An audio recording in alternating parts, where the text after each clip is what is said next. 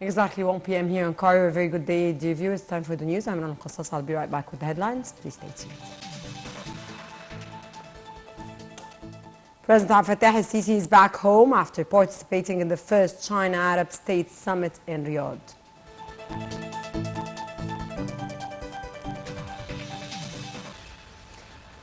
In his speech before the summit, the president said that and stressed that ties binding the Arab countries and China are based on mutual cooperation and common interests. The president joined and pointed out that one of the most dangerous challenges facing the world nowadays was the food crisis, which requires cooperation to face it.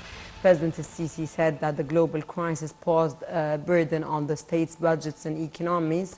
Thus, a quick governance should be conducted to the global economy in order to make it more fair to different countries.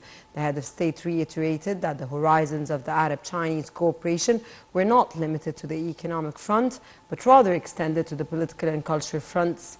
The president highlighted that the summit marks a new juncture on the Arab-Chinese cooperation, adding that China's balanced policies regarding regional issues were much appreciated and respected by the Arab world.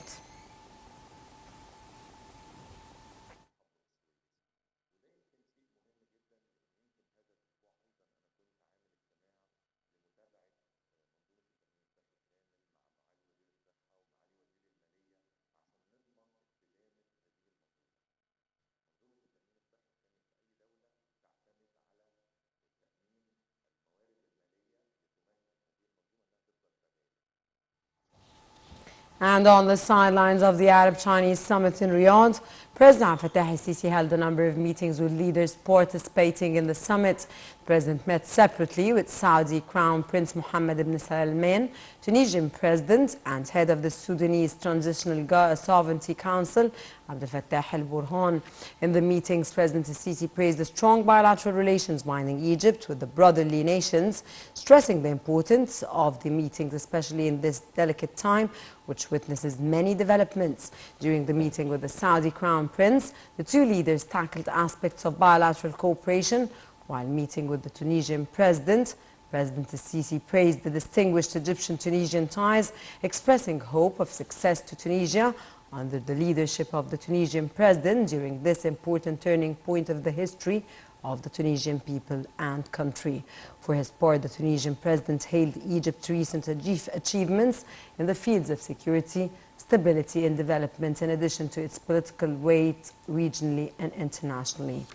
On the other hand, President al-Sisi stressed in his meeting with the head of the Sudanese Transitional Sovereignty Council Egypt's full support to the Sudanese Transitional Sovereignty Council to achieve security and stability in Sudan.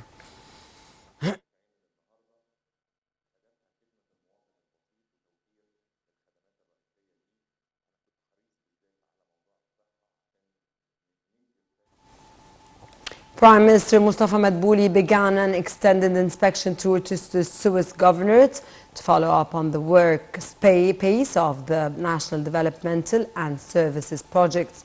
Prime Minister Mostafa Madbouli was accompanied by Minister of Justice Omar Marwan, Minister of Health Khalid Abdel Ghaffar, Minister of Youth and Sports Ashraf Subhi, Minister of Housing Asim El Ghazar, and Minister of Local Development and Suez Governor Abdel Majid Sa'ar, as well as a number of state senior officials and executive leaders in Suez Governorate. The Prime Minister met with the MPs of the Governorate, stressing that Suez will have a great priority in implementing a large number of national mega projects. The Premier pointed out that the state pays a great interest in developing the Governorate's infrastructure projects upon the directives of President Abdel Fattah al-Sisi. For their part, the parliamentarians expressed appreciation for the Prime Minister's visit, which is the third in a year, adding that it reflects the state's great keenness to implement a remarkable achievement in the national projects.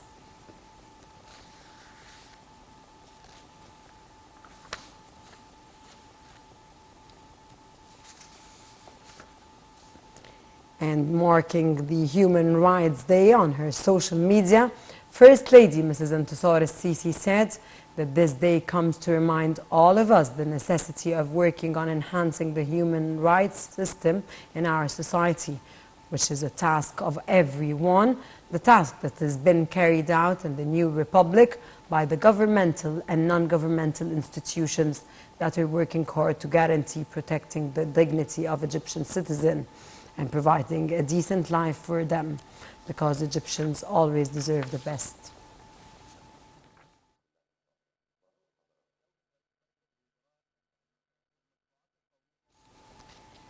The United States announced new military aid for Ukraine on Friday and vowed to disrupt Russian ties with Iran, which a British envoy said involved Moscow seeking hundreds of ballistic missiles and offering unprecedented military support in return.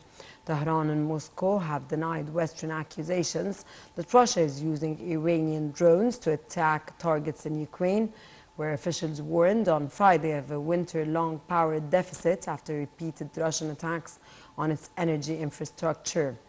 White House National Security spokesman John Kirby said Washington was sending a $275 million package of aid to Ukraine to strengthen air defenses and defeat drones. On the ground in Ukraine, the entire front line in the east of the country was being shelled, according to the governor of the Donetsk region, which is partly occupied by Russia. 5 civilians were killed and 2 wounded in Ukrainian-controlled areas.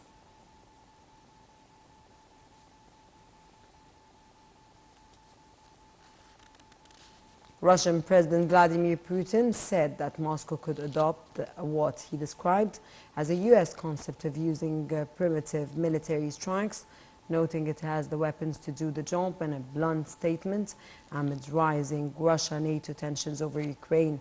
Putin said they weren't shy to openly talk about it during the past years, referring to the U.S. policy as he attended a summit in Moscow that dominated Moscow's economic alliance of ex-Soviet nations.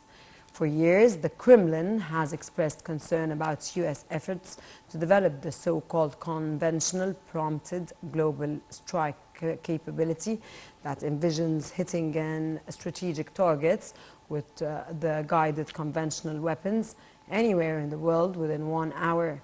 Speaking about a disarming strike, maybe it's worth thinking about adopting the ideas developed by their U.S. counterparts and their ideas of ensuring their security, Putin said, noting that such a primitive strike was intended to knock out command facilities.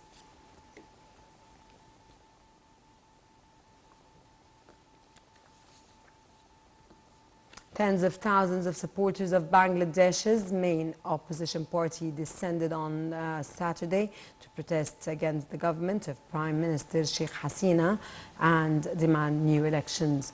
Tensions were high in the capital after security forces stormed the headquarters of the opposition Bangladesh's Nationalist Party, BNP, on Tuesday, leaving at least 1 person dead and scores injured. 2 of the party's top leaders were arrested on Friday over charges of inciting the violence, adding the 2,000-odd activists and supporters the party said had been detained since November 30th to try to prevent the rally from going ahead.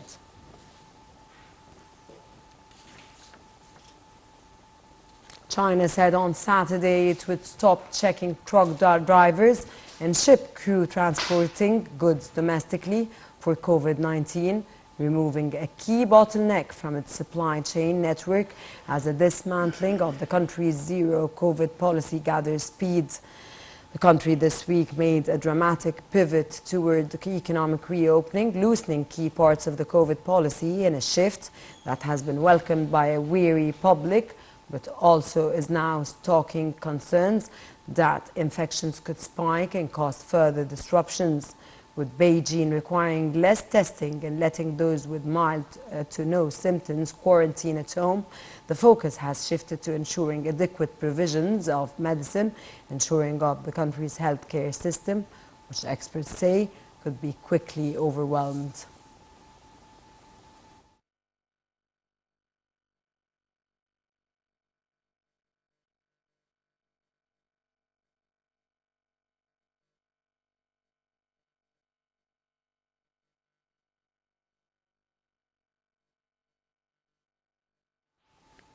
Nobel laureates congregated in the Swedish capital Stockholm on Saturday for the first fully in-person award ceremonies, complete with a formal banquet since the COVID-19 pandemic that curtailed events in the past 2 years. Ceremony started at 1500 GMT and features glamorous formal wear, with the men in white tie and tails and women in flowing gowns and elegant hair and elegancy. Ceremonies in 2020 and 2021 were scaled back and there was no banquet. Many laureates from 2020 and 2021 will be attending this year, as well as 2022 winners. Last year, for example, there was a ceremony, but no one attended as they received their medals in their home countries. Throughout this week, they have taken part in activities ranging from panel discussions to new conferences, finding time to visit schools and give lectures and attend a light show.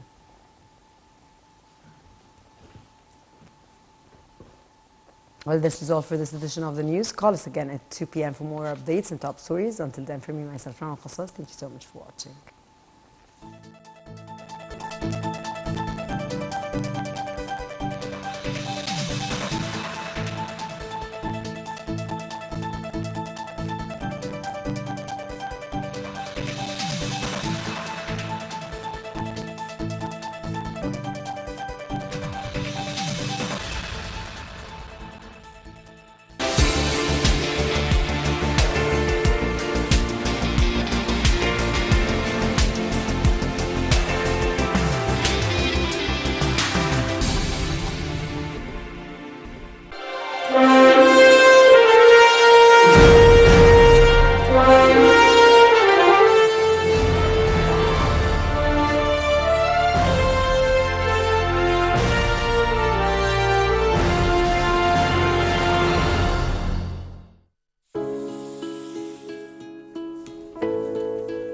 المسافة بين الحلم والحقيقة مجرد خطوة. على أرض مصر بنحقق أحلامنا.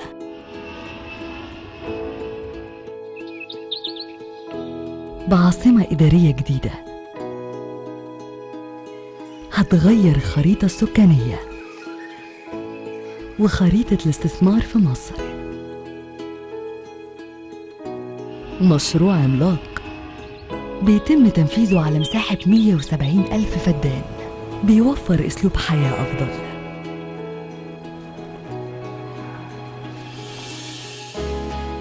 العاصمة الإدارية الجديدة هي حل مناسب وعملي للنمو الثقافي والسكاني، وبترحب بالمواطنين من كل المستويات في مكان ذكي بيواكب أحدث مستويات المعيشة والتكنولوجيا على مستوى العالم. منطقة اقتصادية مجهزة ومتنوعة، جاهزة لاستقبال 6 مليون مواطن. مصر بتتغير.